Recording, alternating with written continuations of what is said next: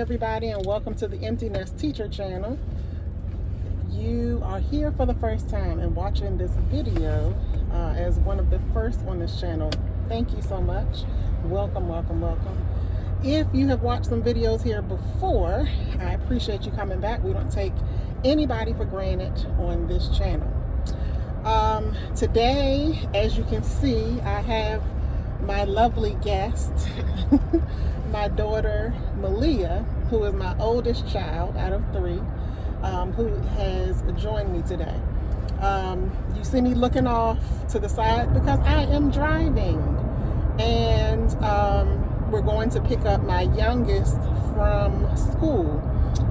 He has finished his first semester in college, and he has packed his items up for the break, and he is ready to go. So we are en route there, so we thought we would take just about 2.5 hours to UMES. So I thought it would be ample time to go ahead and have this conversation that she and I wanted to have. So as you can see with the in the topic, we want to discuss the relationship that she and I had prior to her going to college. She graduated along with her twin sister in 2019, and she went away to college. She went 16 hours away to school in a state in the Midwest, and that was her first time like really away from home, like many high school students that graduate. And you know, I think it would be good to just discuss this because this is the Empty Nest Teacher channel, and you know, I think that's one of the Empty Nest conversations: how your relationship with your child, who is now a young adult, changes when they go away and they leave the nest and they go away and, you know, go to college or wherever they go and live their own life. How does that affect the relationship that you had with them? So I'm going to let her talk about how she feels the relationship was before you went to college, and then, you know, share how you feel the relationship changed when you went to college. You said how, like, how did you before, first, right? How did you feel before? Before, like when I was in high school and stuff, we wasn't really on a friend type level. I think she was more of just, well, like a parent, of course, because like I wasn't mature enough, so she was just still trying to, you know, teach us and all this stuff. And I was still a kid, basically. I mean, I still think I'm still a kid, but age-wise, I was still a kid. And I don't know, like we just wasn't. I feel like me leaving made me get closer with her. I think because like it made me going away made me mature more, and I kind of had to do for myself sometimes, and because she wasn't always there, and because they can't live without me.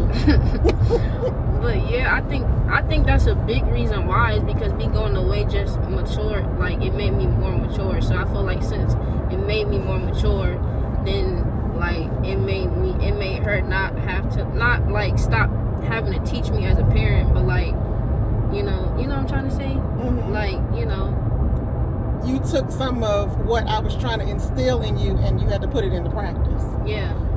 And I think like when I ended up doing that, then, you know, we kind of just got more of a friendship type level. Mm-hmm. That's how I think of it. Mm-hmm. So back to like high school. So we had ups and downs in high school, where, and I can only speak from a parent perspective, so I want to know from your perspective. So in high school, you know, there were some family things going on due to a divorce, and all of that, and, you know, the different households that my children were raised in, and the back and forth between those two households. So the way they were being raised, it was two totally different atmospheres, and so that caused issues. So from my perspective as their parent, I was trying to instill in them. Of course, I'm a church girl.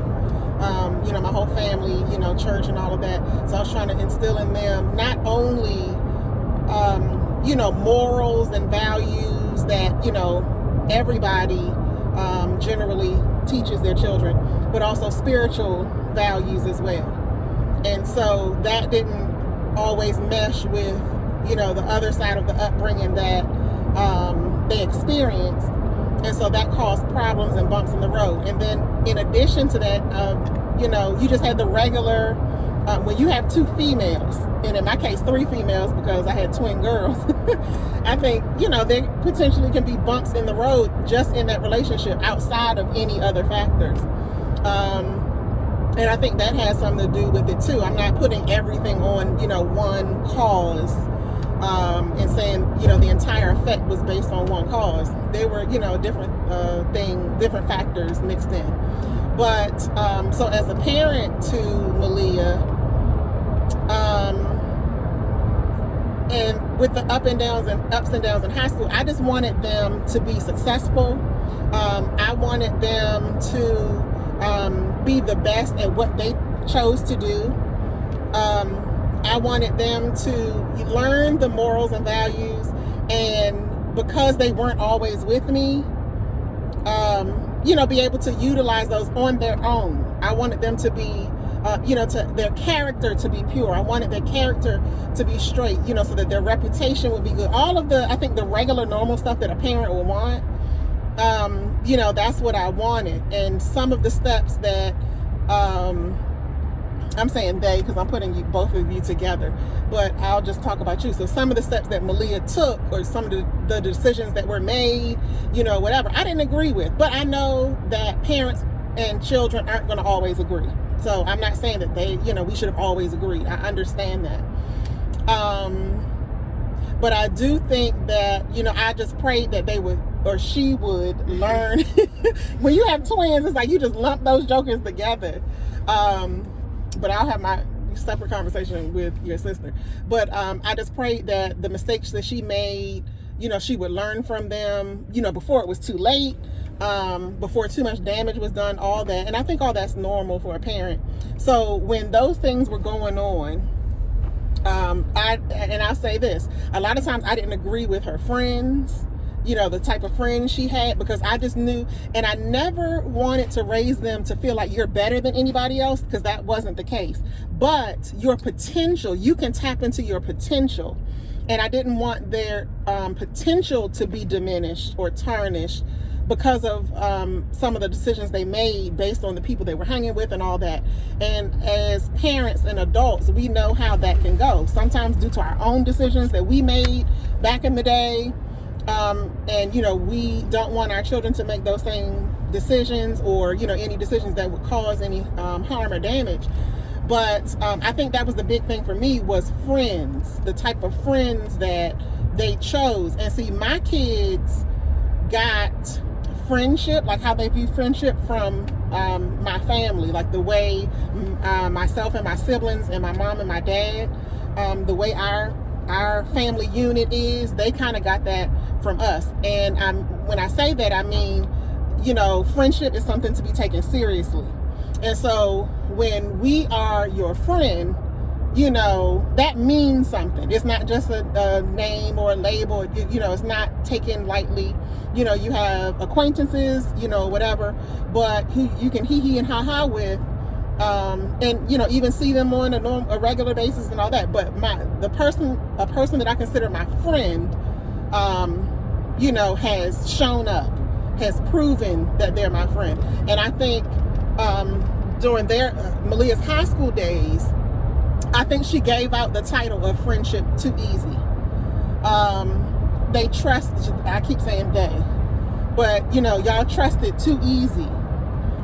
People didn't have to prove themselves or show that in any way, shape, or form that they were your friend. You know, you just said, oh, you know, you were a friend, and y'all gave out so much of yourself, and I just felt like you were giving out too much of yourself. And I would often tell them, like, reserve some for you, reserve some of yourself for you. How did you feel about when we were going through all that in the high school years? We were going through all of that. Like, how did I feel about it all, or you? How did I feel about it and me? Like, how I was approaching. Well, how I felt about the whole thing is, like, hearing it from her perspective. Of course, me as a child, it's like, I was just like, well, you know, you don't know. Not saying she don't know what's best for me, but she didn't understand what's going on at the time, where you don't know who these people are. So, like, how can you know, say these type, like, those things, or you don't want me to be their friend or something like that. So it's like I had that type of thought process about it, because I didn't understand where she was coming from, and I guess I wasn't trying to understand. But that's how I felt about that whole situation. I just, you know, I didn't understand it. And then with everything that was going on, like with the whole family situation, it's like I went through a whole process of not even caring about stuff or people and how they felt.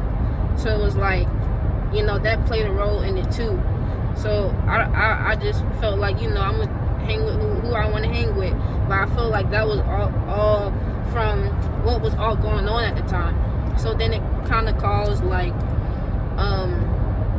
problems between me and my mom because of how I was acting, and because you wanted to spank it. So it caused problems between me and her because of how I was acting from that whole situation, like from that whole family situation. So like how I felt towards her, like it's not like I loved her any less as a mother. It's just, you know, it just kind of, you know, caused issues from, because like it's like she said, you know, we grew up in two different households. So it's like when that whole situation happened, it's like I'm hearing one thing in the other ear and another thing in another, and it's like you don't know who to believe. So it's like now you're just stuck in the middle, and you just treat everybody, you know, bad. So that caused a lot of problems between me and her. And I think you said something significant, you know, when you said you didn't love me any less because that was going on, because I felt the same way from the parent perspective. You know, I didn't love you any less, even though you were getting on my nerves with those decisions. You know, I definitely didn't love you any less. And so I'm glad that, so did you feel like I loved you less? Like, how did you feel like about what did you think about how I felt about you when all that was going on? Did it feel like I loved you the same, or at certain times did you feel like I loved you less? Well, yeah, at certain times it felt like you loved me. She did love me less. I'm not to say that she actually didn't love me less, but I think it's just because like I felt as though she didn't understand where I was coming from, or like I felt like I felt like she didn't understand where I was trying to come from. But it's like she had her own perspective of it, and like as parents, y'all think in the long run, like long term type stuff. So it's like she understood where I was coming from, but she was thinking long term. So it's like when she tells me, oh, you need to be friends with that person, it's not just, it could just be, you know, for that point in time, but it's like she was thinking like they're not going to do you any good in the future. But it's like I didn't know that. So it's like I felt like she did, I did feel like, you know, she did love me less, but it was just because of everything that was going on, and I felt like she didn't know where I was coming from. Yeah. And I understand that, and I understood that even then, because like you said, you had different voices in your ears, and I knew that. But even in knowing that didn't change my the method to my madness as your parent, because at the end of the day, you know, I still had the answer for my parenting of you. And so I felt like I'm not going to change. I'm not saying that I wasn't going to change how I dealt with you, but in terms of like my stance on certain things, I was not going to change it, because of the things that were going on or whatever like that. Because I think some things need to remain, the same. And what remained the same was the fact that I wanted you to be successful, in everything. Everything that you set out to do. So your grades, because we went through a period where, that was up and down. And I knew you could do better. We went through a period, about friends, and it was different friends. We went through a period of, your attitude, but I knew the attitude that you had was based off of the back and forth situation.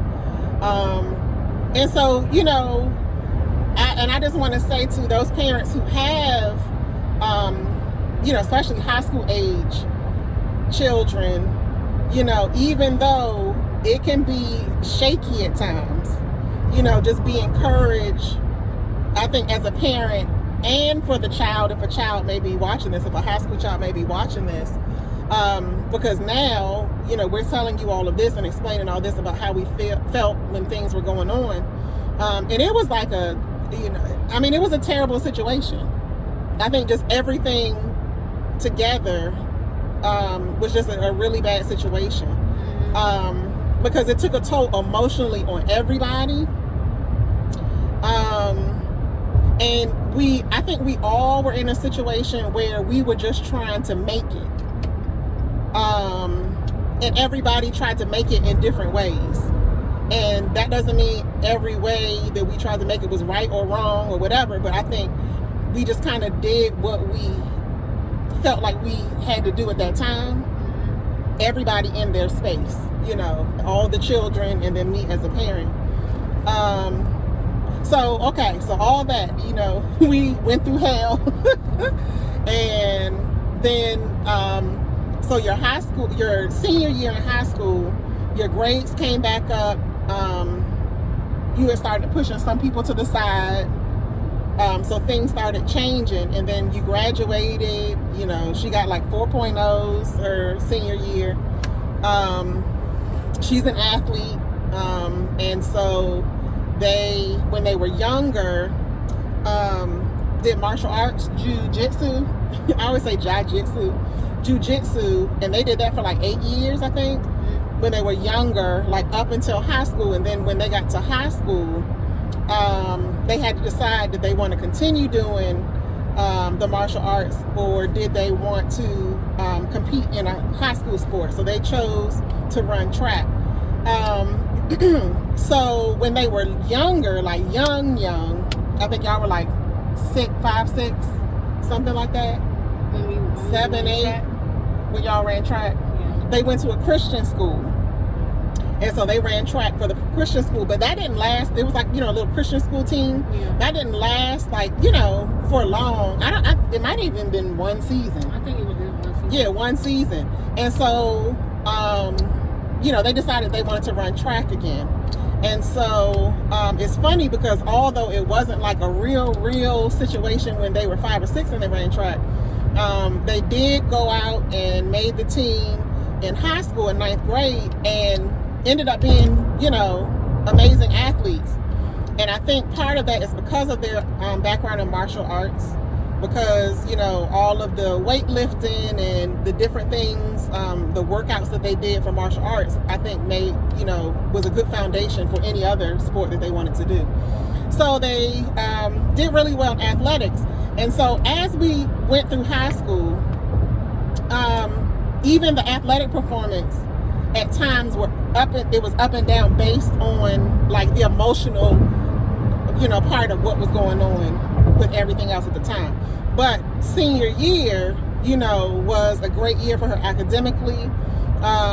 It was a great year athletically. She ended up getting a full ride athletic scholarship through the track program. Had an amazing coach. Shout out to Coach Haraway. Amazing coach. He's still there, still coaching, still sending kids to college. And so she went 16 hours away. And so, initially when we started the college process, so my thing was, wanted them, I'm a single mom, I have 3 kids, there's no way I have money sitting in the bank for 3 kids to go to school and I just like pay for it. So my thing coming through high school was, you know, of course, you know, I wanted them to be successful and this and that, but I wanted them to be able to get scholarships so that way they could go where they wanted to go. You know, if we live in Maryland, you didn't have to stay in Maryland if you didn't want to. You know, you can go wherever you want to go. And so thankfully, that's what, you know, Malia ended up doing. So she got her full ride. She ended up going, like I said, 16 hours away. And she had to go for a summer program. So like immediately after she graduated, she had to leave and we had to drive 16 hours away and get her settled in and all that type of stuff. And so she was in the summer program by herself. Okay, so she, you know, this is the first time going away. She's in the summer program by herself. And I think that's when the transition happened. So tell me how you felt in the summer program when you had to go away. So tell me, when you knew you were going away and it was 16 hours away and you knew, okay, it's going to be summertime. It wasn't even the regular, you know, fall semester. How did you feel knowing that you were going away, you know, on your own for the first time? Honestly, it never even made me feel no type of way. Like, I never, even when I found out that the school I was going to was 16 hours away, I was never like, dang, like that's 16 hours away. Like, of course I say that because we had to make the long drive, but I never was like, dang, you know, 16 hours away. Or like, I've never got homesick. Like, I've never been to the point where it's like I'm about to have a panic attack because I'm 16 hours away from home. Right. Like, it's never been like that. So it's like, you know, when we got there, I don't know, I was just like, you know, my normal self. Of course, you know, I'm gonna miss my mom and stuff, but I never was like, you know, no, don't go. You know. It was just, I don't know, it just felt normal to me because I've always been one to adjust pretty, like, really adapt to a place really well. You're like me when it comes to that. Because even with me, from the parent perspective, you know, when I dropped her off, I was like, okay, you know, of course we hugged and all this type of stuff, but I wasn't crying, although she said I was going to cry. Because we joked about who was going to cry, and neither one of us cried. Not one tear. And she owed me a seafood dinner that she had to pay for because she thought I was going to cry. And I don't know why she thought that. But from the parent perspective, you know, my thing is, this is what we've been working for. And so I was proud of her. You know, I was like excited with her and all of that. And I wanted her to like, go be great. You know what I'm saying? Go, this is what you said you wanted to do. Yeah. And you get to do it for free. Like, you get to you get to do what you love to do. You get to get your education for free because of something that you love to do. And so I was like extremely proud, extremely excited, you know, that this is the opportunity that, you know, she got. I mean, but also not a lot of athletes like are put in the position that I was put in, because like not a lot of athletes go off to a college and go to a college where like you're because Coach Haraway, he cared a lot about his athletes. Yeah. But it's not a lot of athletes that can say that they went to college and that coach cared about you too. So I think what also helped me was the coach that I had at my first college. I think that helped me too, because she was, I'm not saying like she was more like a parent, but she was really comforting and stuff. It was comforting to know that she was there, and like, you know, she made me feel good, like that I would, like, it was okay being there when my mom left. So it's like that also, that was also good for me too. And I just feel like not a lot of athletes can say that, you know, they had a coach like that. Because even now I still have a coach like that, but it's like, you've been blessed, even now I still have a coach like that who cares. But I feel like, you know, what, like at my old school, even if I didn't have a coach like that now, I mean, I've been in college for 2 years now, so it's like I really don't need that right now. But I feel like coming in as a freshman, I got lucky just to have a coach like that made me feel good, because I feel like if I didn't have that, it probably would have been way different than what it was. Right.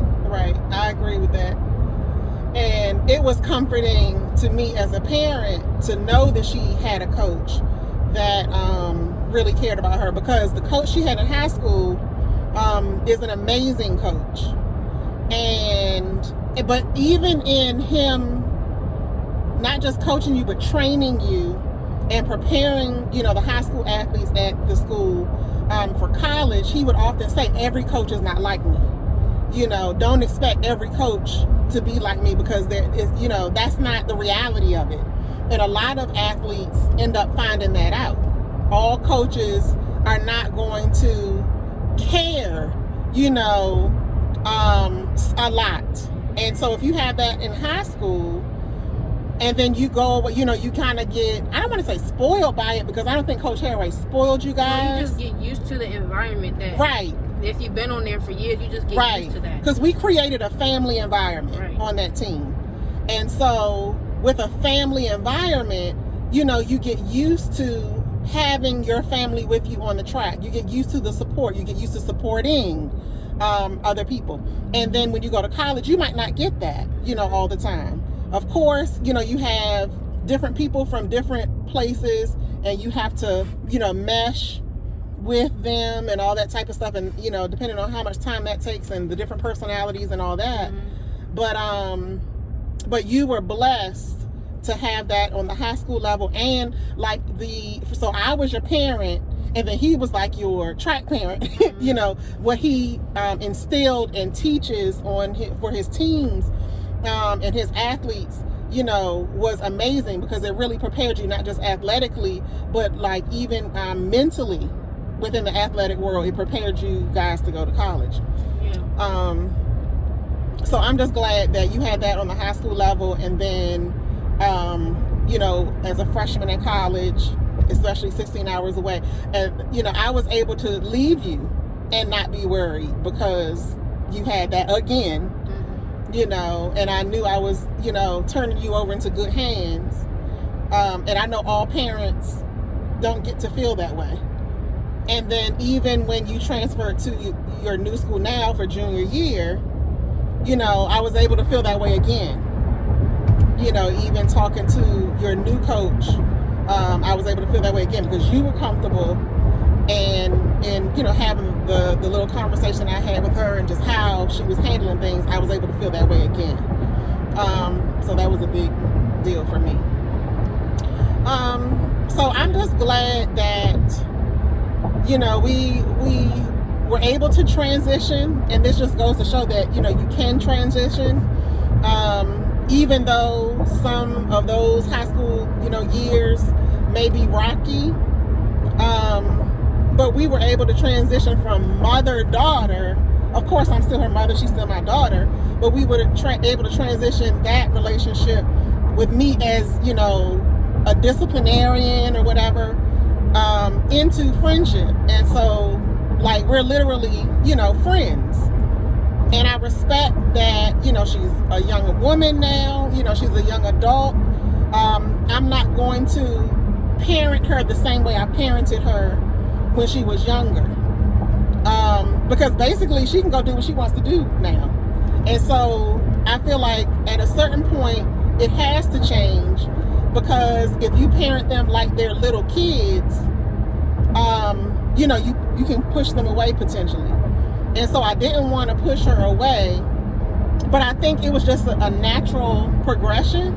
I don't know about you, but I just felt like it was a natural progression when you went away to school. Like, I can't even say, this particular point is when we transitioned into a friendship, like an adult friendship. Yeah, I just felt like it didn't stop overnight. It wasn't like I got to college or it was my sophomore year and it just all of a sudden stopped. Right. I think what happened was, the more I shown that I was maturing, the more she, you know, kind of backed off and, you know, was more lenient towards me. I think that's what it was. Yeah, and I was able to, I saw she was handling her business. Yeah. You know, and that's one of the things that I try to tell my kids. Number one, I want them to learn from my mistakes, and I'm not always putting my mistakes on them. But, you know, I believe some things you don't have to go through. Learn from other people. you know, it's enough that we have our own path that we take sometime, and we have to go through our own stuff based on our decisions. But some things, some mistakes we might not have to make if we just learn from other people's decisions. So, you know, I wanted my kids to go to college. You know, yes, I know that you don't have to go to college. But I wanted my kids to get their education and all that because that's what they said they wanted to do. And so when they were younger, we were talking about like owning businesses. We were talking about going to college, like a bunch of different things. And when I think all three of you had chosen a business, and like I did a business plan, and I sat them down and I think y'all were in middle school, you know, sat them down and did a business plan based off of what they said they wanted to do. And I think your sister was the one that like lit my fire with that, because she loves hair and nails, and you know, if you've seen her in the video, you know, you'll see that. And if you haven't seen her in the other video, then you'll see it when she comes as a guest on the channel.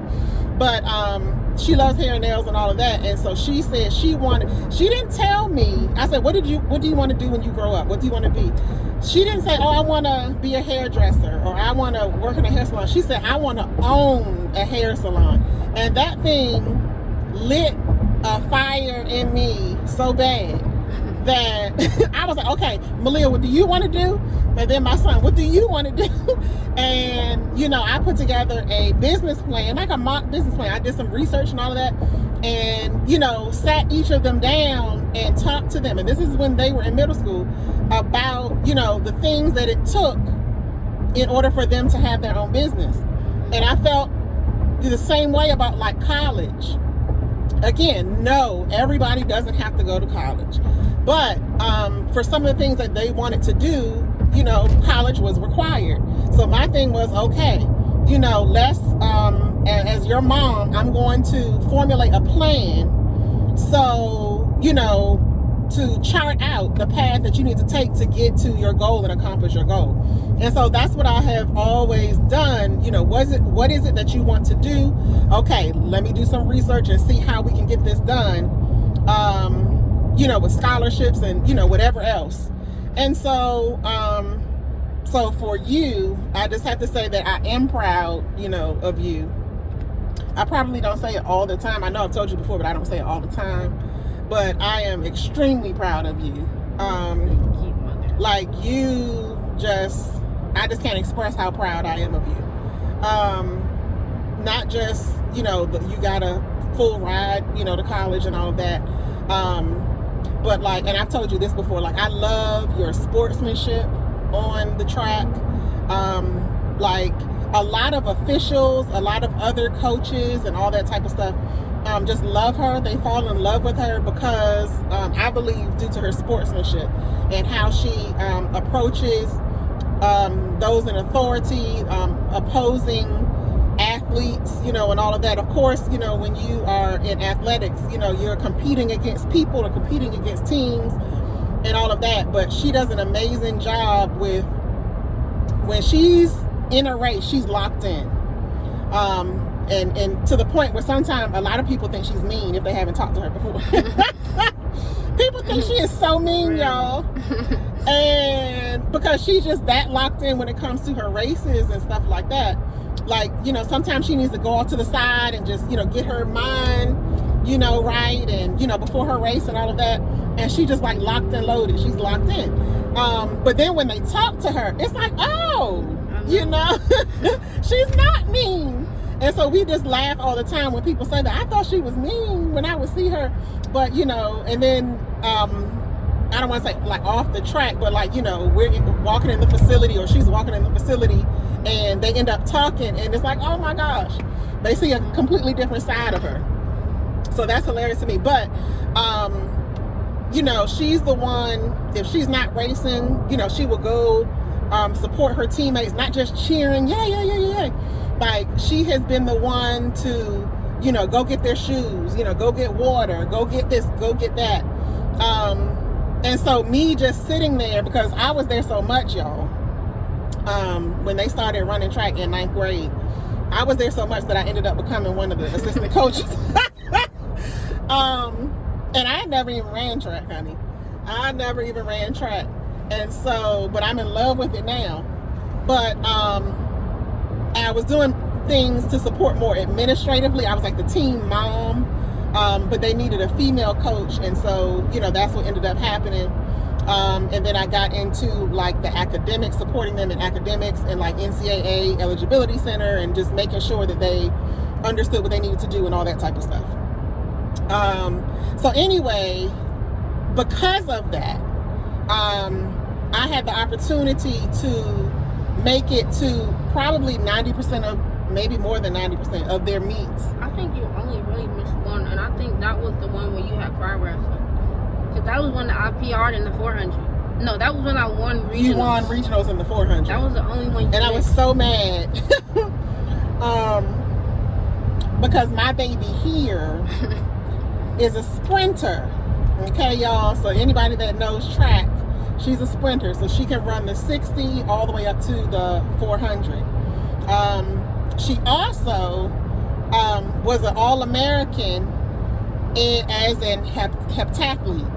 And so she, has competed, done javelin, shot put, hurdles, all of that. The 800, 200. 200 is her favorite sport, all that type of stuff. So she has done a lot of different things. And she, it was in the top 8. She scored in the top 8 of the heptathlon when she competed.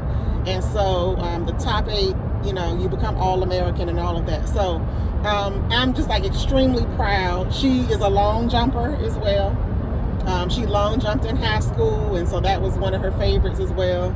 And so like I was saying, I'm extremely proud of you, to see you growing up and growing, into yourself, and just like mentally and emotionally doing the things that you need to do, like to heal from a lot of stuff. Some people, when they go through, especially mental and emotional, turmoil, they just say it is what it is, or whatever.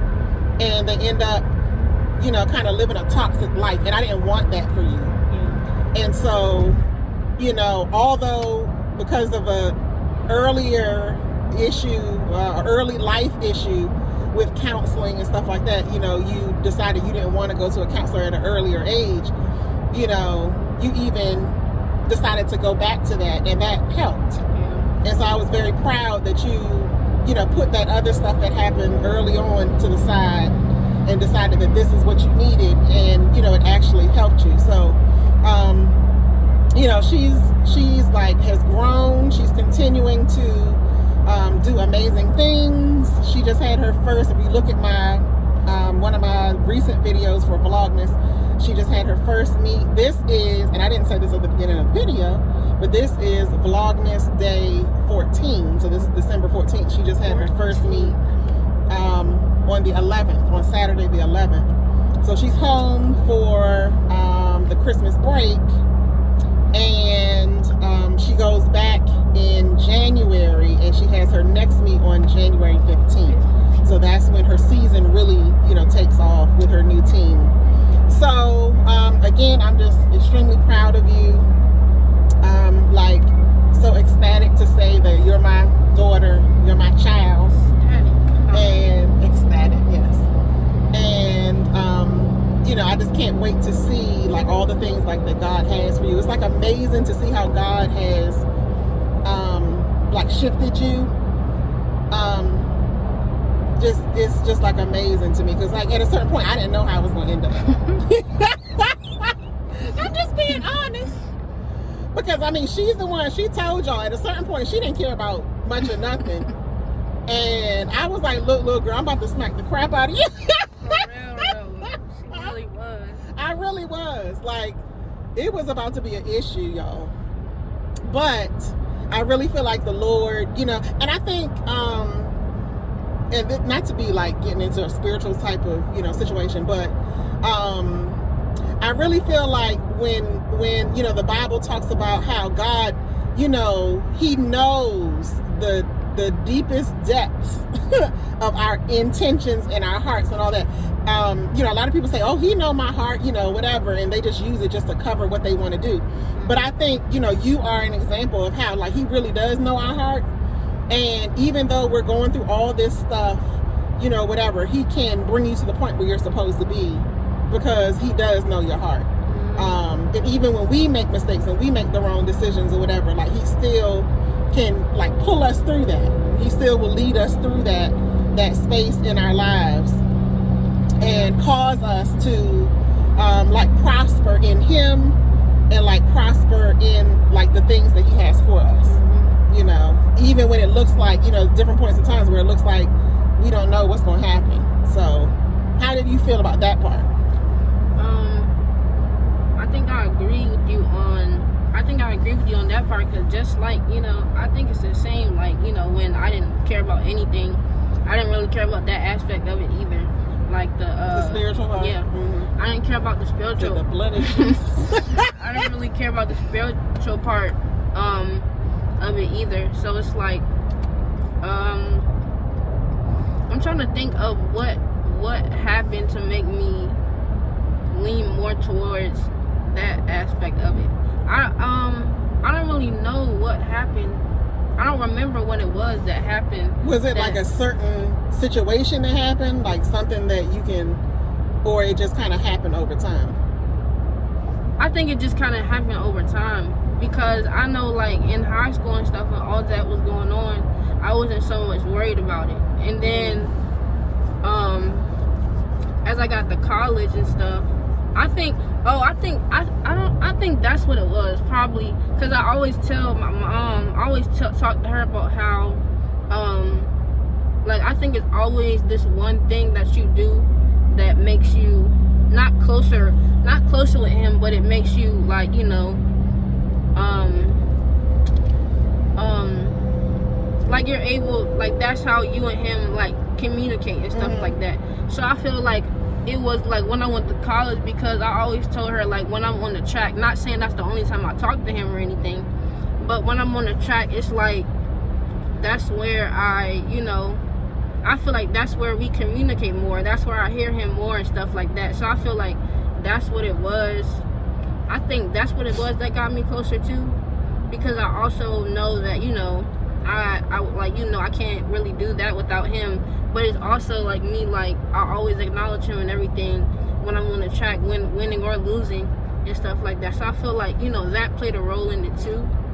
But yeah, when I was in high school and all that, I didn't really care so much about that. But you still acknowledged him, because you would always acknowledge him in your races. But I think, like, in your heart, you know what I'm saying, like, kind of acknowledging him with my life, you didn't do.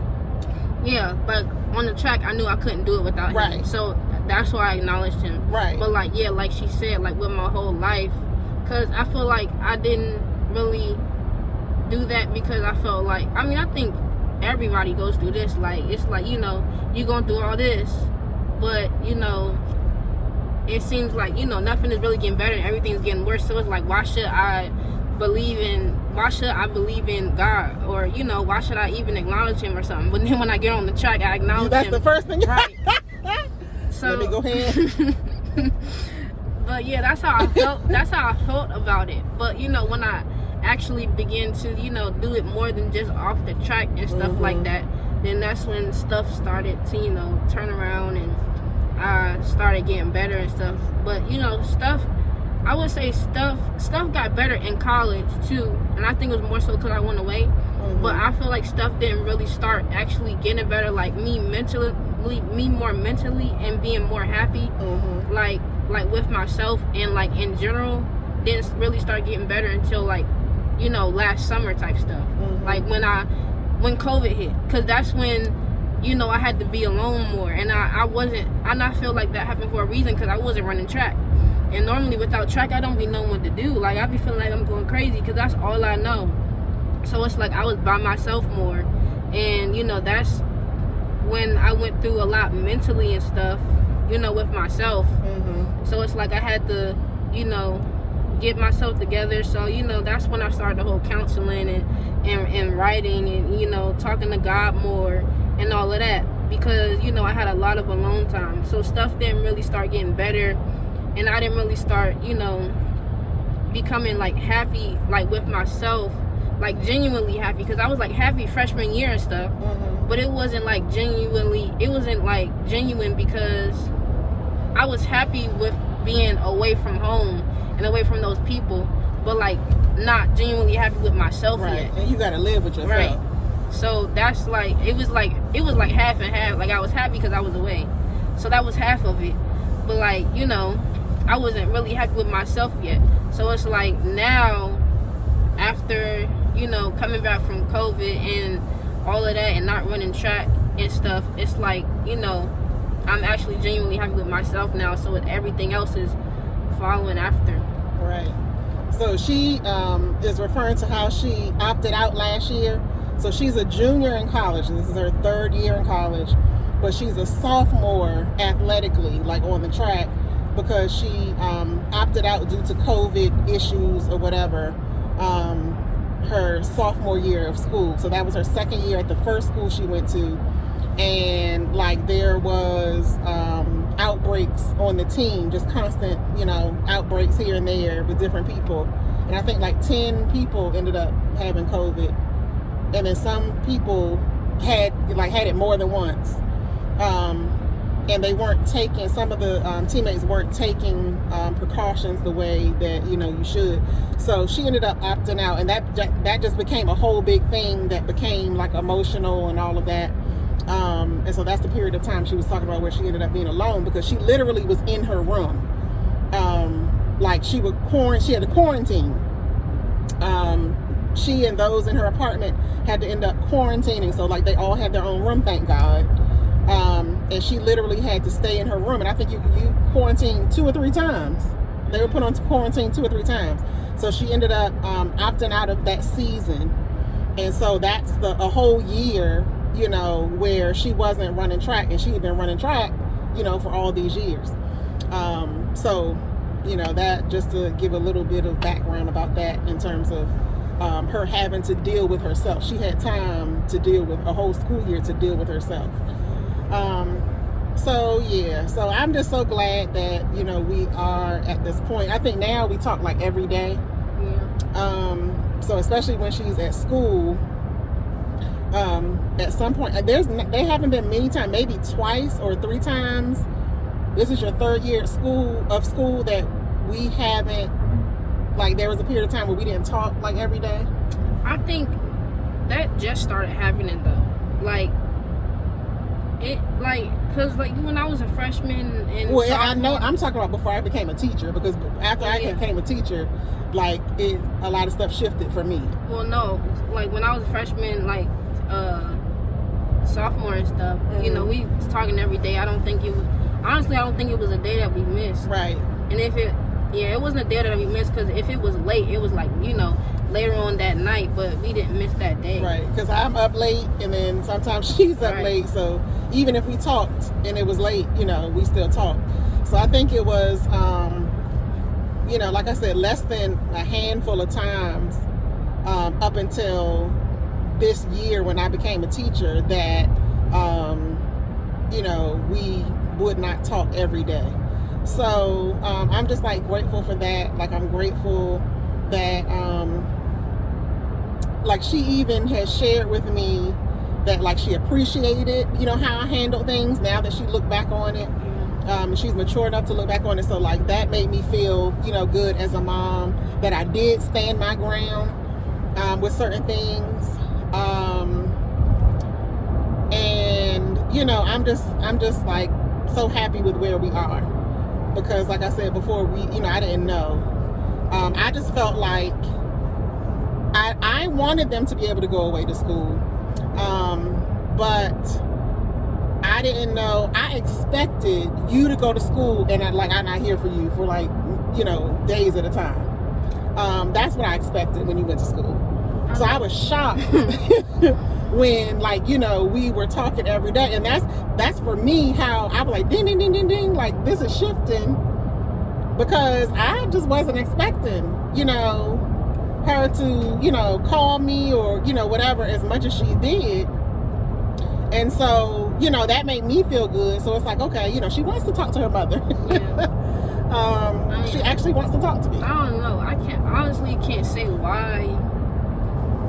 I mean, when I was a freshman, of course, it was more so because, you know, this was my first time away from her. But as it started going, I don't know. I don't really got no reason as to why. I just kept doing it. I just did it. It became a habit, and it's like, cause it's funny because any of my friends from my old school, from my old school to my new school, it's like they know who my mother is. And like they know, like if you my friend and you around me, you know I'm being on the phone with her like all the time. Like they already know that, and I don't be ashamed. Like I be like, yeah, my mother. I be like, yeah, my mother, my best friend. Like they know, like they know. Like you is not my friend and don't know that you don't know who my mother is. Like, you know, I be talking about her to all my friends. I be like, yeah, my mother this, yeah, my mother that, and they be so jealous. It be making me feel and laughing at you. Yeah, but I don't be caring. Yeah, so I, you know, as a mom, I think that's cool that my child actually wants to talk to me. You know, and actually talks well of me, you know, to her friends. So I think I did something right, y'all. Even in the back and forth and the ups and downs, I did something right. So thank you for having this conversation on the channel. Is there anything else you want to say before we leave? I love you, mother. I love you too. Snuggles. Oh my God. All right, y'all. So this is the end of this video. I just wanted to have us to share this conversation with you. We didn't have this conversation before, so this is like, you know, I mean, we've talked about little pieces of different things, but we've never had like this whole conversation before. Yeah. So I just wanted to, you know, share this with you guys. If you enjoyed this conversation, you can relate to it in any type of way, please comment down below. We'll respond. I'll even let her respond on my channel. If you like this video, please hit the like button. Please share this video with anyone that you know that would be interested and benefit from it. Also, please hit the notification bell so that anytime I upload, you will be amongst the first to know. And of course, subscribe. Go ahead and subscribe with that notification bell, and you get to see all the other videos that we have coming. You can see my teacher journey, all those videos in terms of teacher prep and all of that leading up until today are on the channel.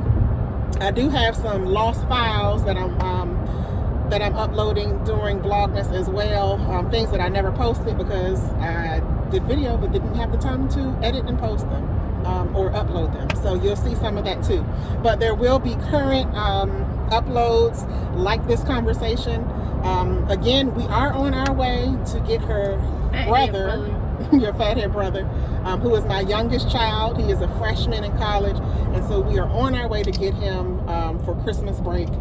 And so you'll see conversations with him. You'll see conversations with her twinnie.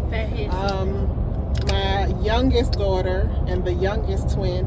And so we hope that you guys enjoy these conversations. These are real conversations. Like I said, we haven't had these before. Real deal. And we just wanted to share with you. So again, thank you so much for listening. If you lasted to the end of this video, this one was long. This one is like 53 minutes right now. But if you lasted this long, we appreciate you so much. So we will see you in the next video. Bye bye.